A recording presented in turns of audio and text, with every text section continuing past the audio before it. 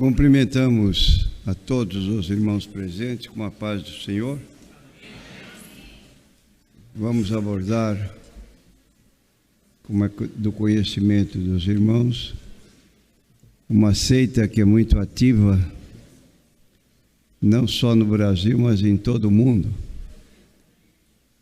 e que se ufana, de acordo também com os adventistas, ser a única religião correta ou verdadeira no mundo. Então, os sectários gostam de apresentar essa exigência, única religião correta no mundo. Quer apresentar, irmã? Nós temos aqui uma propaganda que eu fazia em São Paulo, percorrendo lá as praças, ruas de São Paulo,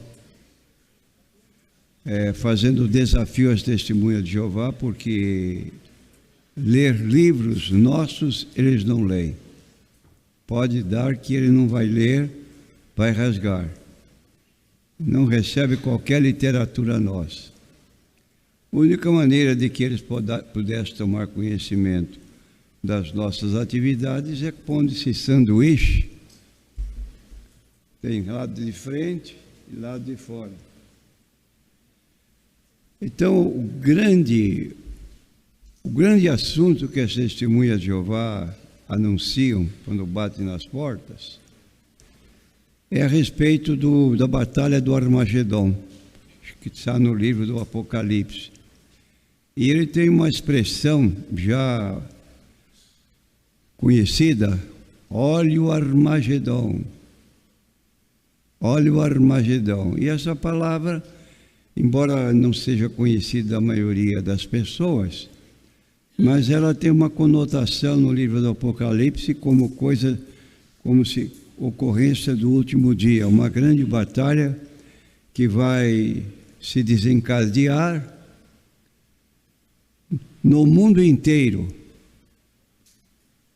E essa batalha vai consumir com toda a humanidade. Só vão restar aqui na terra as testemunhas de Jeová. Então, eles periodicamente estão mudando, porque o grande incentivo da sociedade em estimular jovens de ambos os sexos para sair e propagar a doutrina deles, e anunciando: olha o Armagedon. Agora, quando você lê aqui, Armagedon quando? Bom, primeira data marcada para o Armagedon, 1914. E era um anúncio que corria notadamente os Estados Unidos, onde eles têm a sua sede em Brooklyn, no estado de Nova York. Então anunciavam nas casas, anunciavam pela televisão,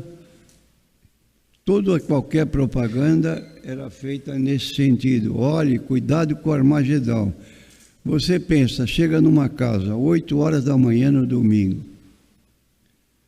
Geralmente as pessoas estão dormindo. Que pessoa é essa que teve a ousadia de bater na minha casa 8 horas da manhã de domingo, quando a família toda está dormindo? Porque nós viemos trazer um aviso muito solene. O mundo está para se acabar.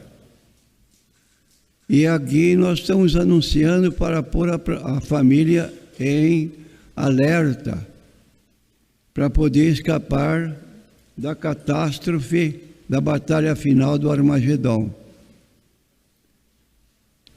E ainda hoje continua. Agora você tem em seguida lá, 1925.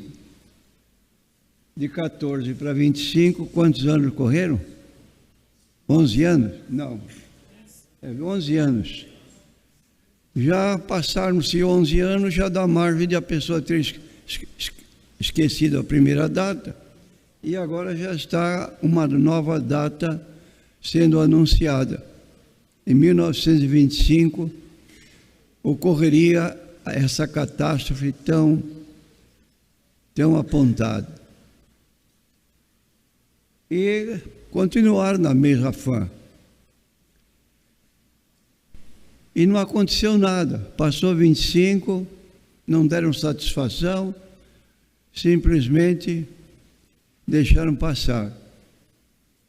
Posteriormente, dia 25, agora mudaram depois para 1941. Agora vai se dar, agora está valendo. Passou 41, também não se deu nada. Chegaram em 1975, eles contaram que Abraão, aliás, que o casal Adão e Eva, foram criados no ano 4026 da criação do mundo. 4026, antes quando se deu a criação, eles somaram que eles tinham então 4026 anos desde a criação de Adão e Eva. E se reportando que durante 6 dias da semana houve trabalho e no 7º dia houve repouso, eles disseram que então ocorreria no ano seguinte 1000 anos de paz sobre a terra. 2075 seria a ocorrência do Armagedon, quando só eles escapariam. E também nada aconteceu. Agora, qual é a maneira que a Bíblia... É igual, né? É igual. Como é que a Bíblia nos orienta para quando nós estamos convivendo com pessoas que usam a Bíblia indevidamente, incorretamente, fazendo marcações de datas, pondo o pessoal, o mundo em erupção, naquela expectativa, como nós estamos aguardando a volta de Cristo. Quem é que tem autoridade para marcar a volta de Cristo?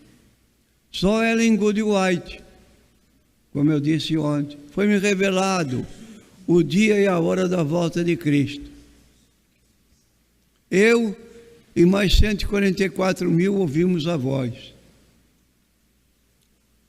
E depois, quando lhe perguntaram que dia e hora, depois que eu saí da visão, eu me esqueci do dia e da hora.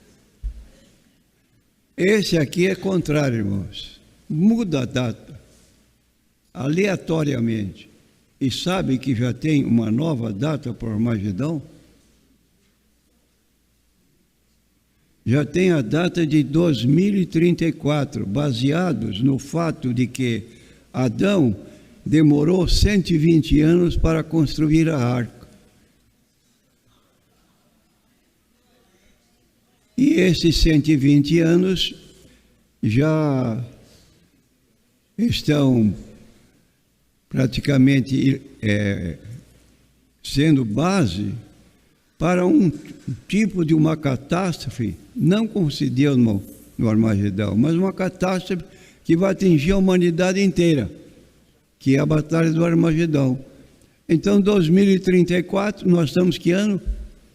Se houver jovens que estejam para casar, eles ensinam, espera primeiro o Armagedão, da maneira como Noé não entrou na arca, com o mesmo número de pessoas da sua família, não houve procriação dentro da arca, também ninguém deve se casar antes da catástrofe que vai se dar sobre o mundo. E jovens que estão em idade de se casar, 16, 17, 18, 19 anos, mas eles são constrangidos a evitar qualquer tipo de casamento só depois que se der a hecatombe que eles estão anunciando. E com isso as pessoas jovens, em idade de casamento, eles ficam protelando, porque a sociedade orienta para não ter compromisso. Enquanto isso, estão aproveitando os jovens para se mostrarem ativos na vendagem de sua literatura, de casa em casa. E isto é a maneira como eles estão passando, a sua história registra tudo isso. Agora, como eu disse, de que maneira nós podemos confrontá-los com a Bíblia Sagrada e dizer taxativamente: a sociedade Torre de Vigia ou as testemunhas de Jeová são falsos profetas? Vocês são falsos profetas. Pode. Está aqui no livro de Deuteronômio, capítulo, vamos ler aqui.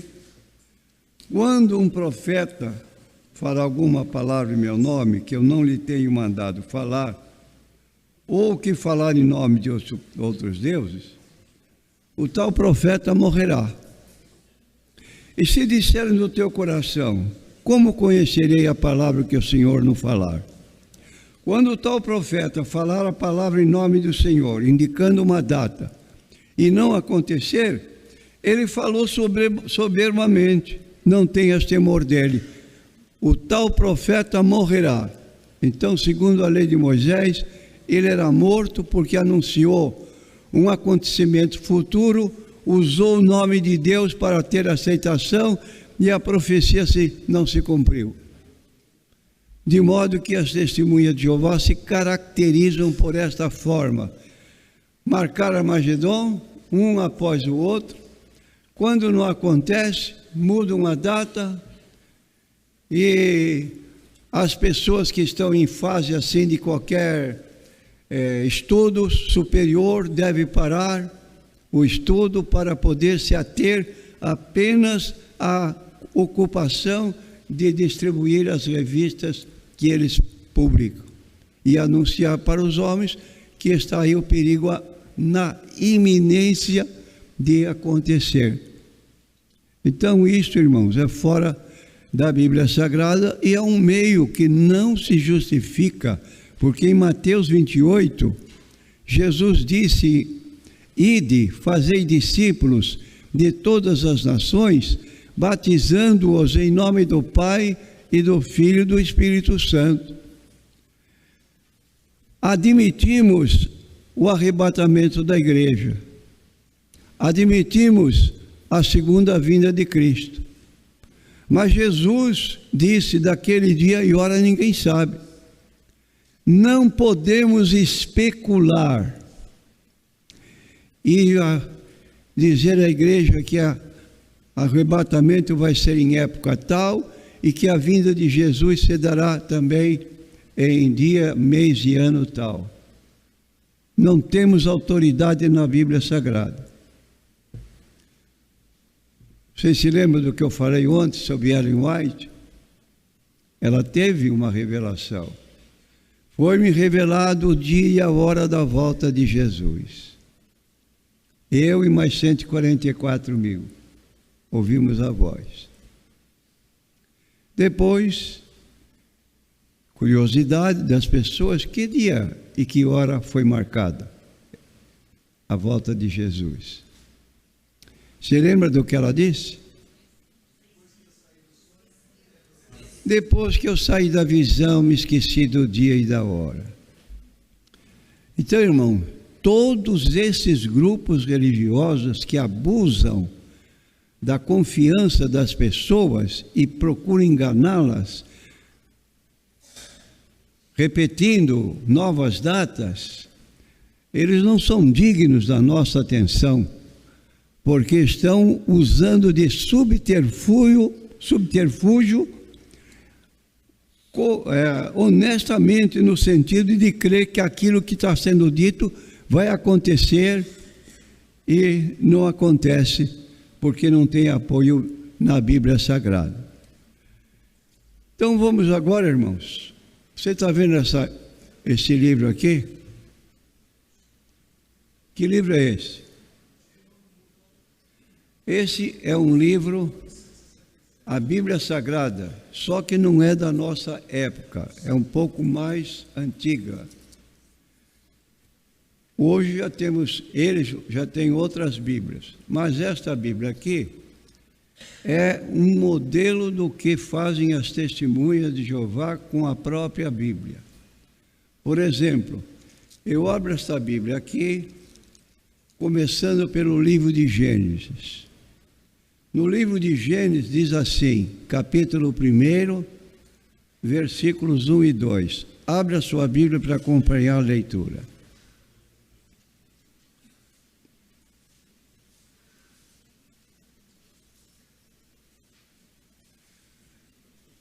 Talvez não seja textualmente igual, mas você observa o que eu vou chamar a sua atenção. No princípio criou Deus os céus e a terra. Estamos iguais. Certo? Ora, a terra se mostrava ser sem forma e vazia, e havia escuridão sobre a superfície da água da profundeza. Certo? Agora veja o ponto culminante que eu peço a sua atenção. Nesta Bíblia, se você quiser depois que terminar, você vir aqui verificar, a Bíblia fica aqui aberta para você poder verificar a realidade do que eu estou dizendo. E a força ativa de Deus movia-se por cima da superfície das águas. Palavras, força ativa, escrita com letra minúscula. O que é que está na sua Bíblia? E o Espírito de Deus se movia sobre a face das águas. Por que nessa tradução está assim? Tão diferente. Porque as testemunhas de Jeová não creem na doutrina da Trindade. E para justificar sua maneira de crer, procuraram anular a doutrina, transformando o Espírito Santo em uma força ativa. O que é uma força ativa? É aquela corrente que sai e corre até iluminar as lâmpadas que estão acesas. Se você tocar lá o botão, apaga tudo. Mas tem uma força correndo aqui. Só que essa força ativa está em evidência, mas ela não é um ser humano, não é uma pessoa.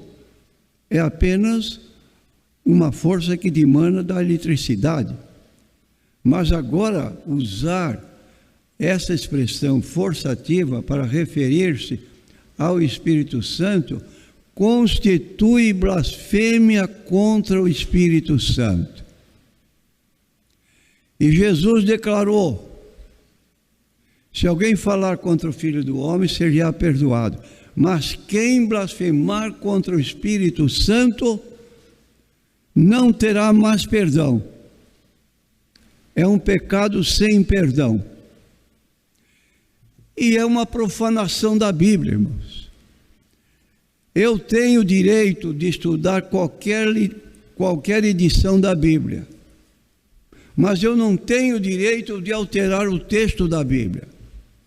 Se eu não concordar com o texto da Bíblia, eu tenho que mudar a minha opinião. Agora, eu não posso alterar o texto para que o texto se defina a maneira pela qual eu estou crendo. Então, isso é dolo. Você tem uma Bíblia, você não pode mexer no texto da Bíblia e alterá-lo para dentro da sua conveniência. Se você crê desse modo, daquele modo, você não pode alterar. Você tem que aceitar como está aqui, dentro da própria Bíblia. E assim, esta Bíblia foi um arranjo da Sociedade Torre de Vigia para que o texto apoie a sua forma de crer. Para fazer isso, precisou agir com dolo, como já disse, e alterar alguns textos da Bíblia Sagrada. Notadamente no Novo Testamento, nós encontramos passagens bíblicas que foram aqui mexidas e deixaram de modo de a pessoa ler que está só dentro daqueles que pertencem a essa sociedade torre de vigia. Agora, as nossas Bíblias, elas estão completas e não podemos alterar nada do que está escrito na Bíblia Sagrada. Nós temos aqui, irmãos, agora eu localizei os versículos que estão em falta. Mateus, capítulo 18, versículo 10, eu vou ler, que está aqui. A sequência é o versículo 11. Cuidais de que não desprezeis a um destes pequenos, pois eu vos digo que os seus anjos no céu sempre observam o rosto de meu Pai que está nos céus. Agora, no versículo 11, eu tenho um traço até o versículo 12, sem ter palavras escritas. Quer dizer, o versículo foi omitido. Se você ler aí para mim, esse versículo 11.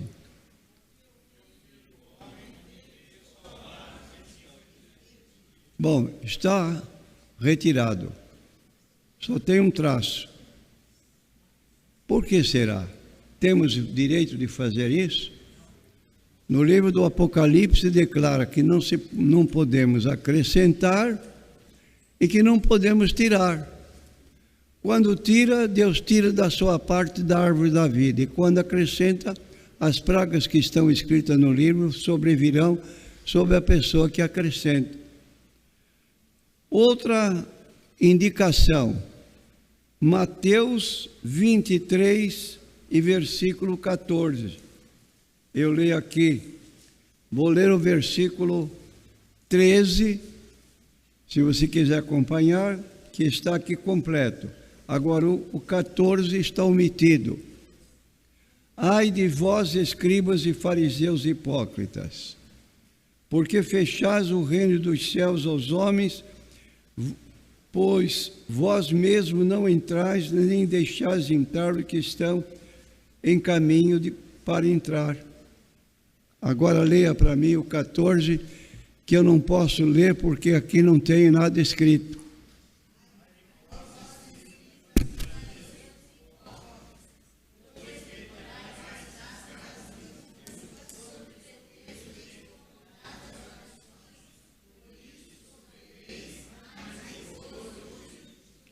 Você está notando a ausência desse versículo aí só para você fazer um ciclo, para você depois saber que esse versículo foi omitido.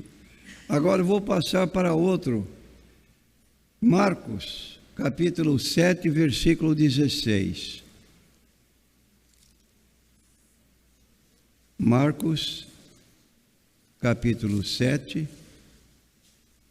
e versículo 16.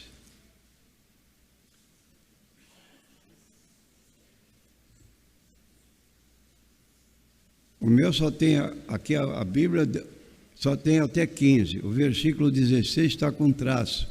Leia para nós.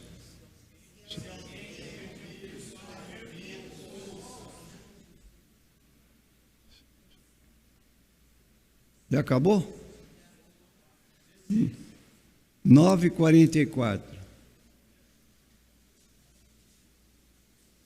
Diz assim o versículo antecedente, 43.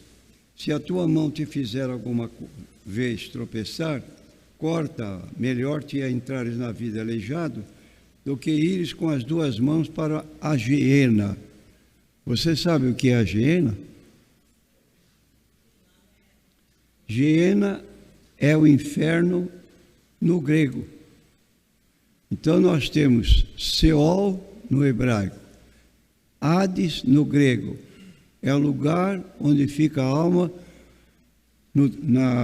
entre a morte e a ressurreição. O corpo fica na sepultura, palavra hebraica para corpo é kever, kevurá. E a alma fica no Seol, Antigo Testamento, ou Hades no grego.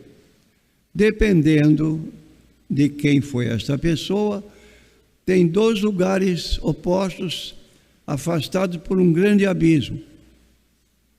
O cristão vai para o seio de Abraão, onde está descansando, consciente, em perfeita paz. E aquele que morreu sem Cristo vai para o mesmo lugar, só no segundo lugar, que é propriamente o inferno, onde foi para aquele lugar o rico de Lucas 16, 19 a 31, contado por Jesus. Morreu, foi sepultado, no Hades estava em tormentos. Aí Abraão, tem misericórdia de mim, manda que Lázaro molhe na água a ponta do dedo e me refresque a língua, porque eu estou atormentado nesta chama. Resposta negativa. Lembra-te que gozaste os teus bens em tua vida? Lázaro somente males, agora ele é consolado.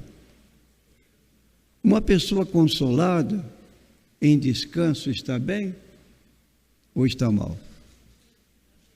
Agora, uma pessoa em tormentos, na verdade, ela está má, ela está sofrendo. E esse homem, então, pediu misericórdia. Se nada pode ser feito, manda que Lázaro vá à casa dos meus pais, lá na terra. Tenho 5 irmãos. E eles eram descuidados como eu. Eu não quero que eles venham cair neste lugar de tormento. Resposta negativa. Lá na terra tem pregadores do Evangelho. Se eles quiserem se salvar, que procurem esses que estão pregando lá. Então aí está uma situação. Agora, aqui no versículo 44, o que é que você lê na sua Bíblia?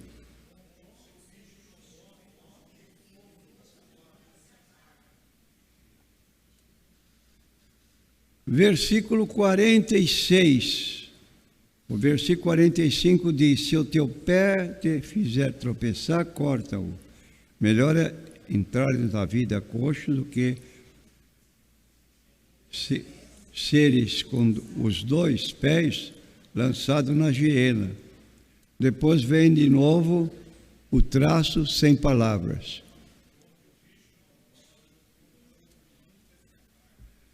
Então está aí, irmão, tem uma série de versículos em falta na Bíblia Sagrada. Nós não temos autoridade, pastor nenhum, estudioso nenhum tem autoridade de mexer no texto da Bíblia Sagrada. Lá no Apocalipse é muito claro, não pode tirar e não pode acrescentar. Nós temos que aceitar a Bíblia como ela é. E aqui então está nessa colocação que mostra claramente não ter apoio na Bíblia Sagrada. Está vendo aqui este livro?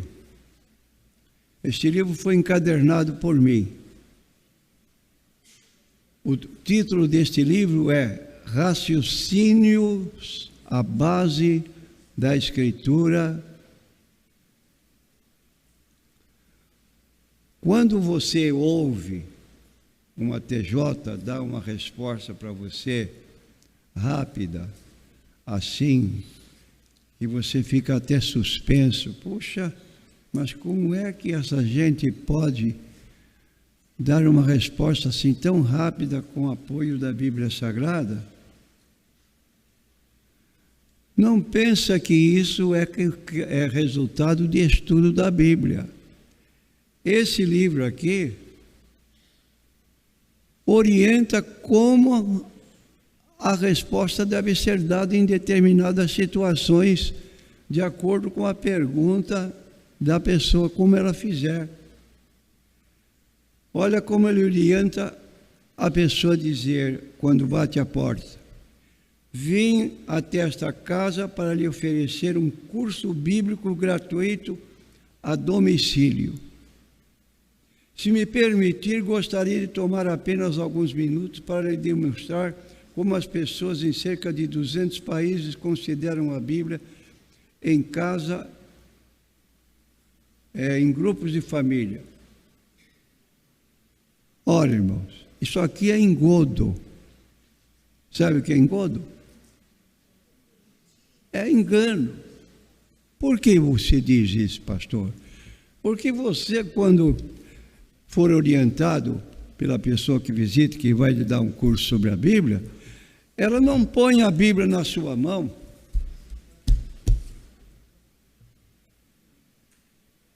Ela fica com a Bíblia e põe o livreto na sua mão com capítulos, aliás, com parágrafos definidos para ler um para cada um, porque cada um tem uma resposta que a pessoa basta ler para dar a resposta. E agora vem o apoio que essa chamada professora dá ao conceito que está no livro. Não é conceito da Bíblia, é o conceito que está no livro que está sendo apoiado pela Bíblia Sagrada. Ela está estudando a Bíblia? Não está estudando a Bíblia, está estudando os livros publicados pela Sociedade Torre de Vigia. Deixemos de ser infantis. Eu tenho encontrado irmãos que dizem: irmão, estou estudando a Bíblia em casa. Eu fico com pena dessa pessoa. Você não está estudando a Bíblia, meu irmão.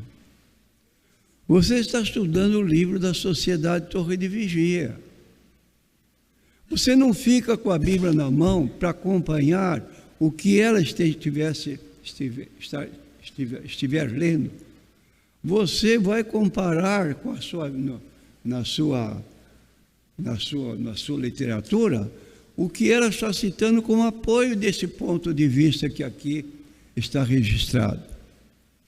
E a pessoa então sai com aquelas ideias fixadas como se tivesse realmente estudado a Bíblia Sagrada. Só que os conceitos mudam periodicamente. Eu tenho um livro em casa de uma ex-testemunha de Jeová, 30 anos escravo da Torre de Vigia. E ele diz que, num período de anos, de 12 a 14 anos, eles mudaram a doutrina 148 vezes.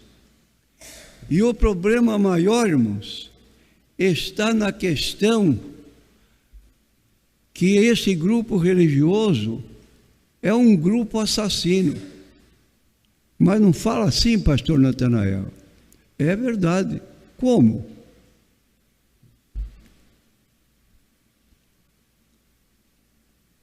Se você vivesse aí há 50 anos atrás, os textos bíblicos que eles utilizam hoje para dizer que a Bíblia proíbe transfusão de sangue, proíbe transfusão de sangue. Esses versículos eram usados para proibir vacinação. Uma criança que estava no colégio, que era obrigado pela escola a vacinar o braço, ela não vacinava por orientação do pai, ela fazia uns pequenos cortezinhos aqui no lugar onde era para aparecer que vacinou, para poder continuar na escola, mas não atender a recomendação da escola para se vacinar. Por quê? Era uma violação da lei que Deus deu ao povo de Israel. Só que hoje se utilizam dos mesmos textos para proibir transfusão de sangue. Quando eles se envolveram com esse problema de transfusão de sangue, eles entendiam, traduziam de Levítico, capítulo 18, onde fala que não podia comer sangue, eles estavam dizendo, reconheciam que ali a proibição era exclusiva de sangue de animais. Estava correto. Sangue de animais, a Bíblia dizia, ou diz, ainda nas nossas traduções, que não se deve comer, porque no sangue está a vida, então aquele sangue deve ser derramado na terra e coberto. Mas eles então interpretavam assim: é sangue de animal que a Bíblia proíbe. Até aí está correto. Depois, então, os mesmos versículos passaram a ser entendidos como se fosse sangue humano. E esses dias eu peguei no meu computador, peguei numa mensagem na internet sobre uma senhora com uma criança, uma filha de 9 anos. Estava com um problema, ela levou a criança aos médicos e os médicos opinaram que a criança precisava receber uma transfusão de sangue. E essa senhora, mãe da criança, disse sem rebuços, quer dizer, abertamente: eu prefiro ver minha filha morta a consentir que ela tome uma transfusão de sangue. Você pergunta, por que será que eles têm essa posição assim, tão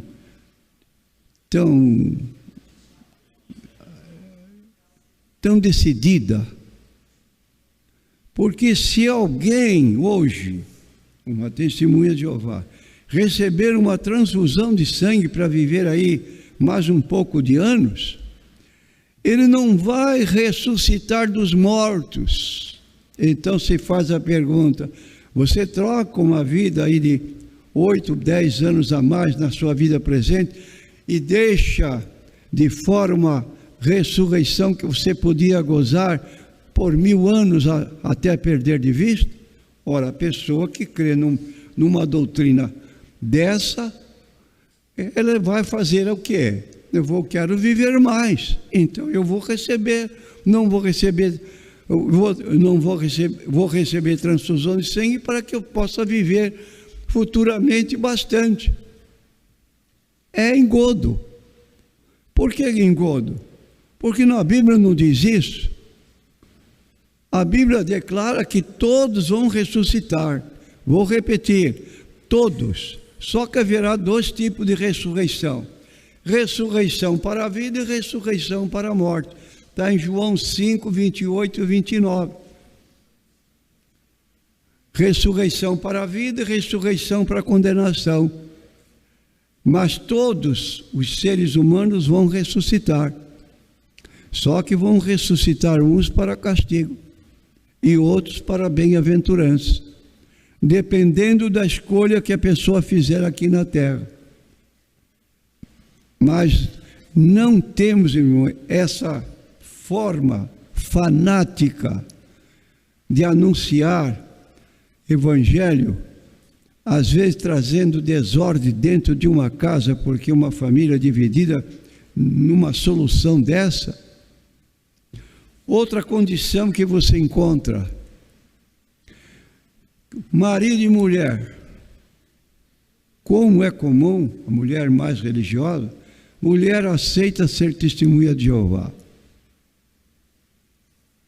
Ordens expressas da torre de vigia vai interferir no casamento.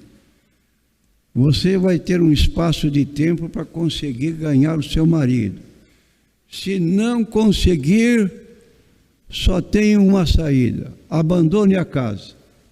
Nós tivemos aqui na Afonso Pena um caso de um senhor comerciante que tinha uma loja de objetos de exercícios físicos.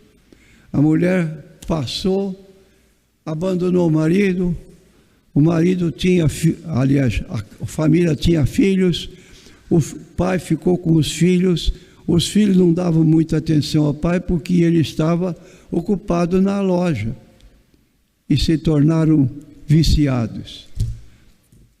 Lar desfeito, um para um lado, outro para o outro. Isso não é cristianismo. Você pega aqui o capítulo 7 de 1 Coríntios, leia todo o capítulo. Orientação de Paulo em resultado de uma pergunta que fizeram os cristãos acerca do casamento. Perguntas, uma seguida das outras, as mais variadas perguntas. E no caso de um homem que tem uma mulher descrente, ou a mulher tem um marido descrente, o que diz a Bíblia?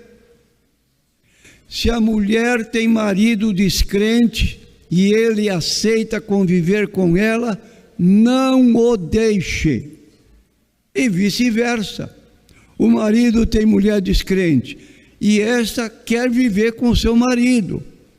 Gosta dele, não é tirano, então vou viver com ele, embora não seja crente. É a orientação bíblica, que você pode ler depois em casa. Agora, uma religião tirana, que quer mandar na própria família, obrigar a família, que tem aí talvez 20, 30 anos de convivência, e agora entra um estrangeiro, um estranho, e vai determinar para a família o que deve fazer, ou a mulher ou o marido sai de casa, desmancha aquela família. Isso não é doutrina bíblica, isso é doutrina de homens que estão sediados lá em Brooklyn, Nova York, mentirosamente dizem que recebem orientação teocrática. O que é orientação teocrática? É aquela direção direta de Deus para aquele grupo de líderes. Ora, se fosse realmente assim, por que nunca acertaram com uma data marcada para o Armagedão? Nunca. Não tem uma na história que eles pudessem dizer: Armagedão, dia tal, mês tal, ano tal. Nada aconteceu até hoje. Por quê? Não tem realmente aprovação divina. Agora nós temos a parte de Deus recomendação. Daquele dia e hora ninguém sabe. Você está aguardando a volta de Cristo? Sim, estou aguardando. Onde disse ele que voltaria? Leia o capítulo 24 de Mateus, capítulo 25. Estarão dois numa cama, um será levado, o outro deixado. Se nós soubéssemos, diz a Bíblia, se soubesse que horas da noite viria o ladrão, vigiaria e não deixaria minar a sua casa. Então a volta de Cristo será numa hora que nós não imaginamos. Agora precisamos estar preparados, conforme a Bíblia recomenda. Não sei o dia, não sei a hora, mas é recomendável que vigiemos. Você pega o capítulo 13, 33 de Marcos. Olhai, vigiai e orai. Três coisas. Olhai, perceba nos acontecimentos algo que você possa tirar para admitir que algo está acontecendo que é cumprimento da Bíblia, para você poder saber intimamente. Estamos próximos do evento que a Bíblia fala. Você olha, observa. Você vigia e você ora, para que aquele dia não nos apanhe de surpresa.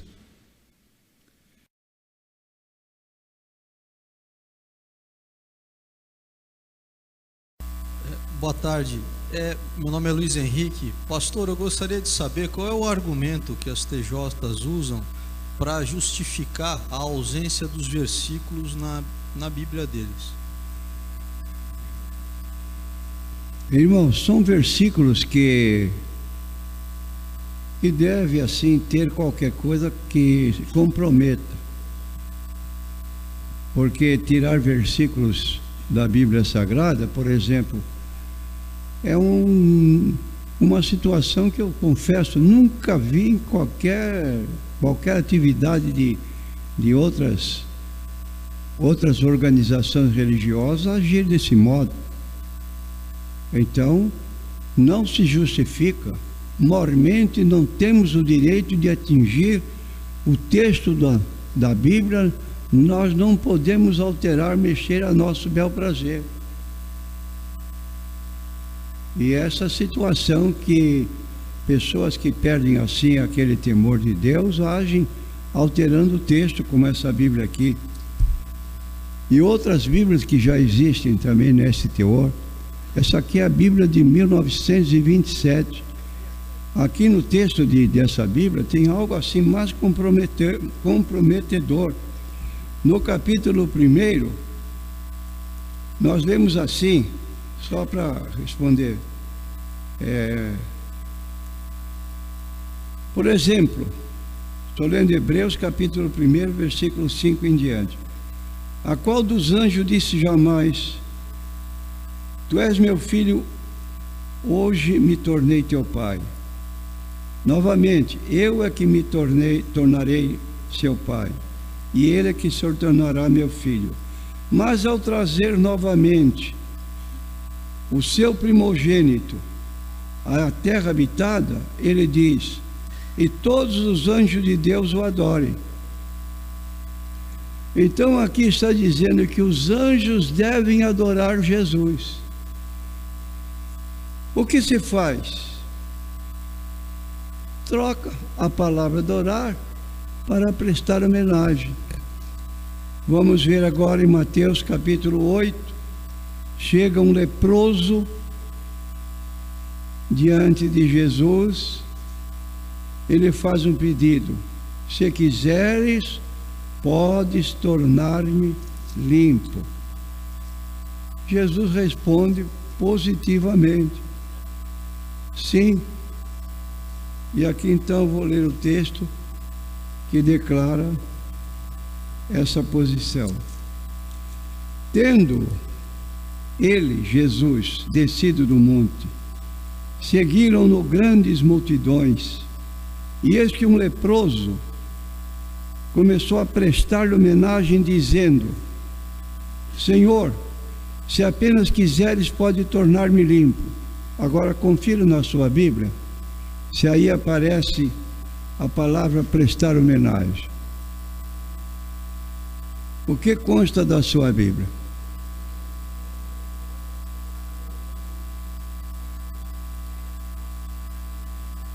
O que está escrito?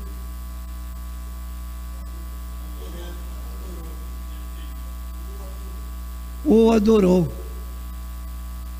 Por que prestar homenagem? No conceito das testemunhas de Jeová, Jesus não pode ser adorado. Ora, você tem o direito de crer assim, mas você não tem o direito de alterar a Bíblia para justificar seu ponto de vista. Isso é dolo. E aí por diante, nós temos aqui, ainda seguindo, em Mateus 14, 33, lemos: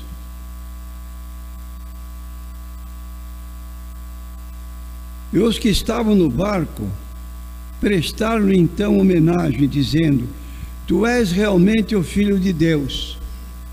14:33 de Mateus. O que diz a sua Bíblia? Adoraram. É incrível, irmãos. Como é que pode uma pessoa fazer um trabalho desse? Alterar a própria Bíblia para justificar sua maneira de pensar?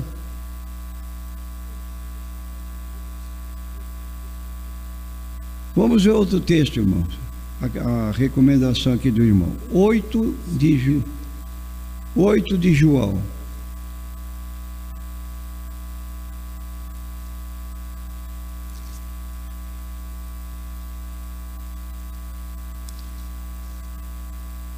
Vou ler para você o 57 e depois o 58.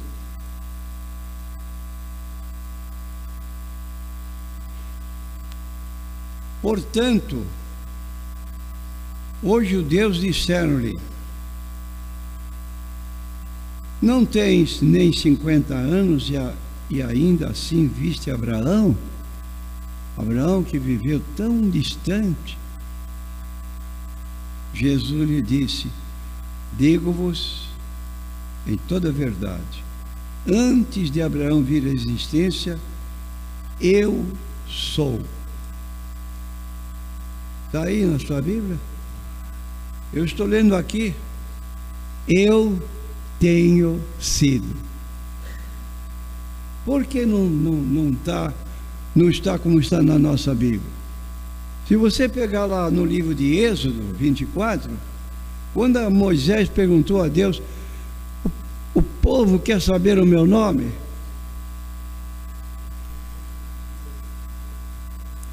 Então diga para o povo: eu sou, me enviou a vós. Jesus estava utilizando a mesma fórmula que o Pai tinha dito para Moisés, quando Moisés perguntou: qual é o teu nome que o povo está querendo saber? Dirás ao povo: eu sou, me enviou a vós. Jesus empregou a mesma expressão: eu sou, mas não podia dizer isso nessa Bíblia. Então eles puderam diferente: eu tenho sido. Você pode aceitar uma religião dessa, que não dá crédito à palavra de Deus e anda com a palavra de Deus? Isso é, como eu tenho dito aqui, é dolo. Não pode acontecer isso. Se a Bíblia não diz o que eu creio, eu tenho que mudar de conceito. A minha maneira de pensar está errada. Agora, se eu vou alterar a Bíblia para que a minha posição seja fortalecida, eu estou usando o contrário à Bíblia Sagrada. Eu não posso fazer isso. Está lá no Apocalipse: quem mexer na Bíblia, Deus tirará da sua parte da árvore da vida que está escrito na palavra, nem aumentar nem tirar.